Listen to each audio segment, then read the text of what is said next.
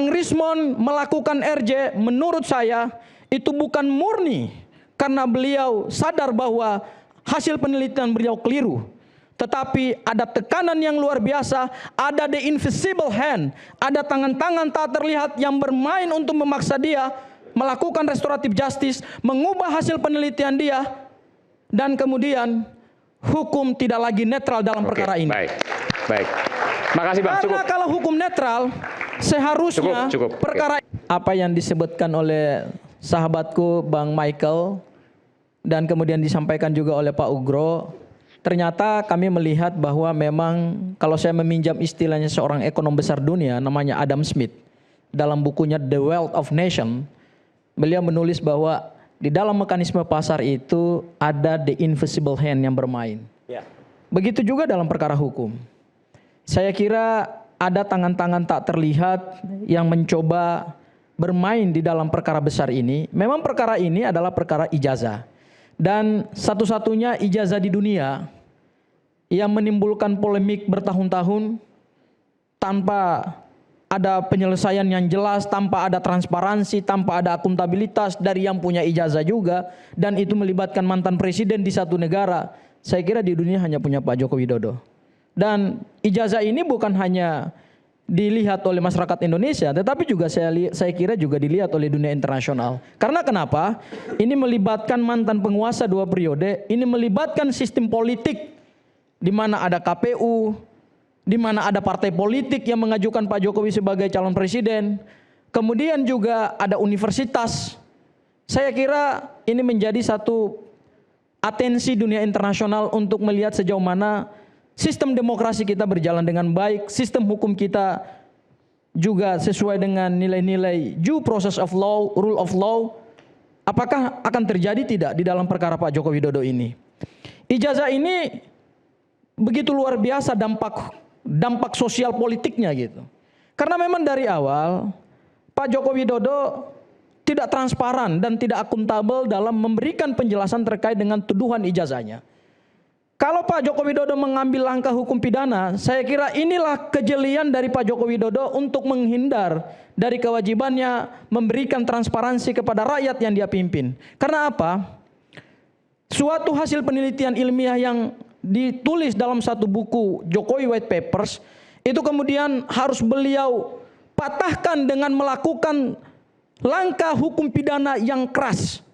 Padahal di dalam ilmu hukum kita kenal, hukum pidana itu sifatnya adalah ultimum remedium. Itulah senjata terakhir yang digunakan pada saat semua mekanisme penyelesaian sengketa, perkara, perselisihan itu tidak bisa lagi diselesaikan dengan mekanisme lain. Tetapi Pak Jokowi menjawab buku Jokowi White Papers dengan mengambil langkah hukum pidana supaya apa? Dan saya kira hari ini Pak Joko Widodo berhasil.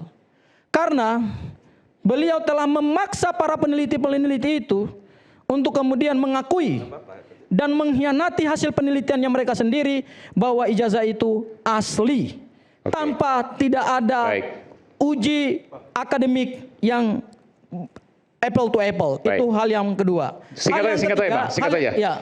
Saya berikan 30 detik lagi, silakan. Ya, yang terakhir adalah ternyata kita melihat bahwa hukum itu tidak selalu netral. Karena di dalamnya ada kong kali kong, di dalamnya ada barter, di dalamnya ada intimidasi, di dalamnya ada pressure. Hukum tidak bekerja di ruang netral. Hukum bukan berarti sesuatu yang dasolen, sesuatu yang ideal, yang dicita-citakan di dalam kaidah, di dalam norma hukum, di dalam undang-undang, di dalam semua aturan perundang-undangan. Tetapi hukum juga bisa dibajak oleh kekuasaan. Itulah pelajaran yang kita dapatkan hari ini. Bang Rismon melakukan RJ menurut saya itu bukan murni karena beliau sadar bahwa hasil penelitian beliau keliru. Tetapi ada tekanan yang luar biasa, ada the invisible hand, ada tangan-tangan tak terlihat yang bermain untuk memaksa dia melakukan restoratif justice, mengubah hasil penelitian dia, dan kemudian hukum tidak lagi netral dalam perkara ini. Baik. Makasih Bang. Karena kalau hukum netral, seharusnya perkara ini segera gugur. Karena P19 penyidik Polda Metro Jaya melanggar KUHP secara Oke, serius. baik, cukup. Terima kasih. Silakan, Bung Itu Farhan. penutupan saya, Mas Aiman. Ini perjalanan yang meletihkan kita ya, tapi puncaknya juga ibaratnya ini bom nuklirnya itu yang namanya Rismon itu udah KO gitu. Jadi ke depan lebih lancar lagi gitu. Lebih lancar dan lebih rileks. Makanya malam ini kita nggak terlalu perang berat gitu. Mas Aiman juga agak santai ya, bukan gara-gara teguran KPI tapi gara-gara memang materinya ini bom Santai terus. ya udah selesai gitu. Oke.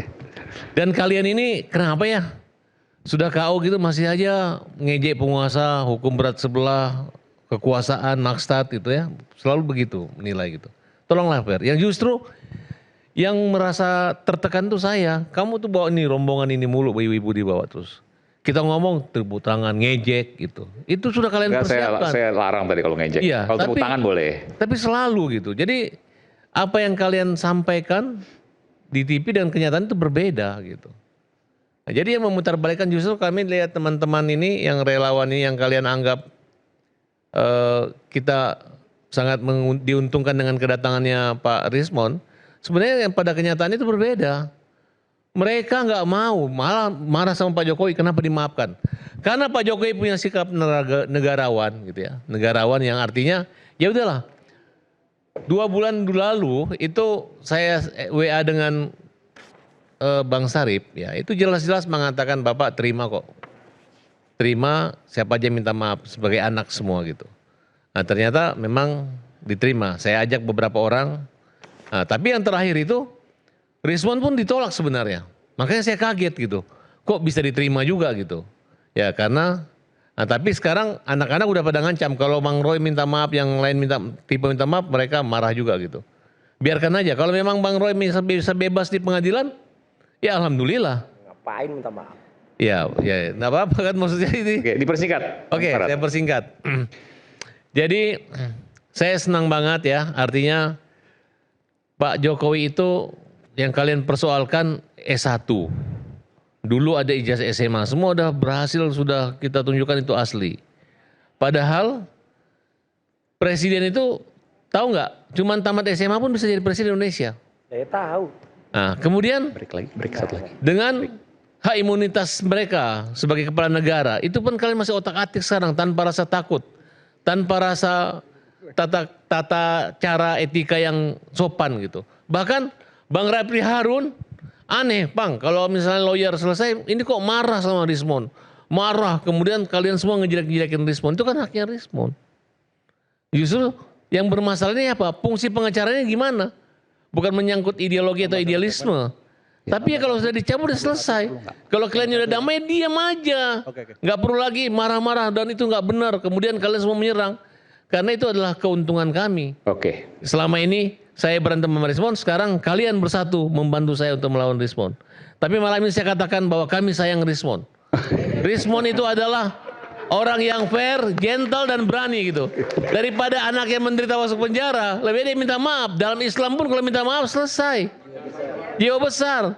Inilah budaya kenapa kita terlambat, gara-gara kita berpikir kalau orang minta maaf itu salah, kalah. Padahal selesai hukum gitu. Baik. Demikian. Oke, baik. Ini karena terlalu panjang, jadi saya berikan kesempatan satu segmen lagi. Kita akan kembali saat lagi. Tetap bersama kami. Oke.